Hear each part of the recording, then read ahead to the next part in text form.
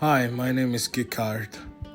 This is my first video, and today I want to talk about something huge in the current political climate, to be honest, like the whole Israel-Palestine situation, who owns the land, who doesn't, what does history actually say. At the end of the day, everybody has an opinion. Like, I'm just adding mine. Deal with it however you want, I don't really care. Because some people are like, oh, we should blame Israel, we should blame Palestine. No, we should blame England, we should blame the Romans because they kicked them out 2000 years ago. Today, I'm gonna address all of that bullshit because, it's time somebody addresses the real conversation at the end of the day. We have one side here saying, oh, it was our land 2000 years ago. And then the other side is like, oh, but we've lived here for like a long time. Come on. So I'm gonna deal with all of that today. So let's rewind. So after the Bar Kokhba revolt, basically there was a lot of tension between the Jews and Romans. Like anyone that doesn't know about the Bar Kokhba revolt, well, don't ask me to explain it to you because I don't have time. But let's just go. After that war, there was a lot of tension. There was a lot of things happening, like between the Jews and the Romans. Like Jesus died decades earlier, probably. I don't know. Looks like it. But Rome ruled that region, and basically the Jews didn't want to pay Roman taxes, didn't want Romans controlling their festivals and religious ceremonies. They didn't want the Romans to basically do anything. They wanted the Romans to just get the hell out of my land. It's like when you go to that girl's place, she invites you to her place even though she doesn't want to do anything, and she probably doesn't like you, but she still invites you. But then it's like she's trying to kick you out at the same time, and you're trying to basically offer her to go out on dates and anything, but she just doesn't want you in her life. She just doesn't care what the hell is going on.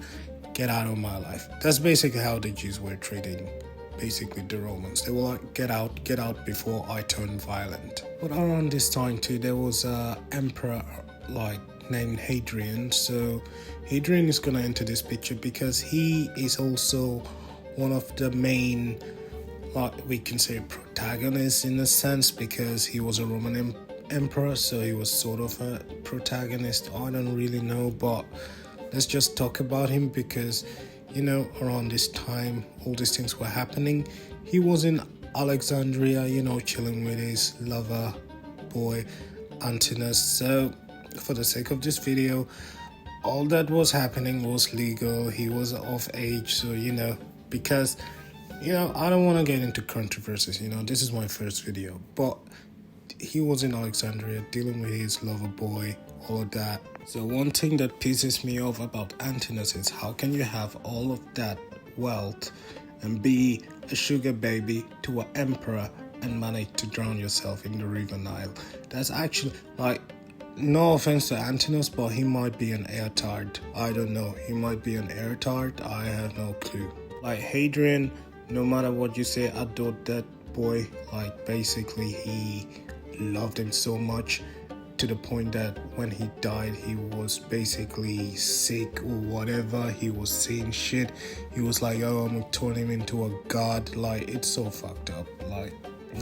But he did it anyway. But at the same time, Hadrian was very pissed off around that time. Basically, he was very volatile around that point. So anybody that tried him was gonna say his bitch side anyway. And from a strategic point of view, the Jews made a very terrible tactical error, because if you look at it, around that time, the Jews were attacking a lot of Roman people. They started basically butchering some Roman citizens that were living in Judea and Israel, and also the Roman soldiers. I don't know what happened. From what I heard, one of the Roman soldiers showed their butt and basically their bottom, and basically the Jews were like, fuck this shit, we're gonna make sure he pays. So all those controversies didn't help the Jews because I get it, they were emotional, it's their religion, and they attacked the Romans, did whatever they wanted to do. But here's the problem. Antinous died. And Hadrian was very fucking pissed off. So what did Hadrian do? He gathered an army, and what did he do? He went for Judea and Israel. And like, you know, when a volatile man who loves his lover basically raises an army, you know you're in deep shit. And that's what the Jews were in, because he basically beat the shit out of them, like killed all the rebels, like basically fucked up everything, and then just turned around and to remaining Jews and was like, get the fuck out of this land. And they all got out because, you know, around that point they were just demoralized, like, holy shit, like, this guy just came with an army, destroyed us, and then told us to get the fuck out. And they got the fuck out. And then, you know, in the 14th century, you know, some things started happening. I'm not gonna say nothing, you know, it's not, you know, like, so you guys deal with it how you want, but, you know, then they was like, oh, let's go back to the land, sort of things, you know, all those stuffs. But here's the problem though. The Jews made an utter lapse of judgment. Think about it, living your whole life in that land, you know, like your ancestors, there's stories about your ancestors, how they found the land, everything, you know, all the struggles, and then you threw it all away because of your impulsivity. Well, let's be honest, not just because of that, because Adrian just had his boyfriend drown in the River Nile, and that was devastating. And then, yeah, the Jews were just unlucky around that point, you know, it was just unlucky, you know, not their luck. Shit just went ham, basically. But here's the thing though, this is what I would have done. If I was a Pharisees,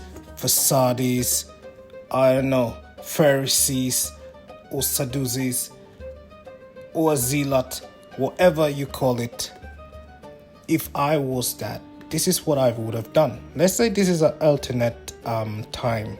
Let's say something like that, you know, not to rub salt in the wound, but let's say this is another universe. And the same thing happened, and I'm a Pharisees or whatever. I would have been like, look guys, this is what we should do. Because think about it, like, this is why I blame the Jews. And I think, like, this was their fault. Because think about it, the current emperor of the Roman Empire was gay. He liked boys.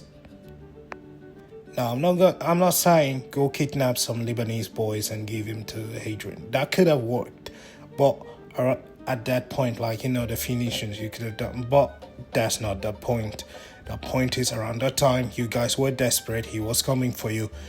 You could have just picked 5 good-looking boys in Judea or Israel or in the cities. I don't know. But you could have done that. And you know what would have happened? He would have been happy and forgave you guys, because we all know what Hadrian loved more than the Roman Empire and Antinous. BP. I'm not gonna say the word, but we know what that means. And you know, they say all roads lead to Rome. And when it comes to Hadrian, you have to stroke his ego. He just loves his lover, so you have to think about it in that sense. What will he want? What can you get him? Can you give him gold? Can you give it? What about 5 androgynous boys? You know, doesn't matter if they're from your neighboring Phoenicians. Doesn't matter if they come from Jerusalem or some place in Galilee. I don't care. Give them to Hadrian, you know, and they will save us all. You know, I'm talking like I'm there. Like, I'm not even there. I wasn't even there. I'm not even Jew. Like, for God's sake. You know? But, you know, like they also say, like, wars always happen. There will always be a reason for somebody to start a war. And if it was in modern day time, I believe that the war that would be happening would be between Israel and Judaea, who are the real Jews. So at the end of the day, that's probably the alternate like a timeline, and this is my opinion. It might be controversial probably, but history is complicated, and people get emotional. Nation rise, nation fall, human impulses, all these things make history fascinating. So guys, thank you.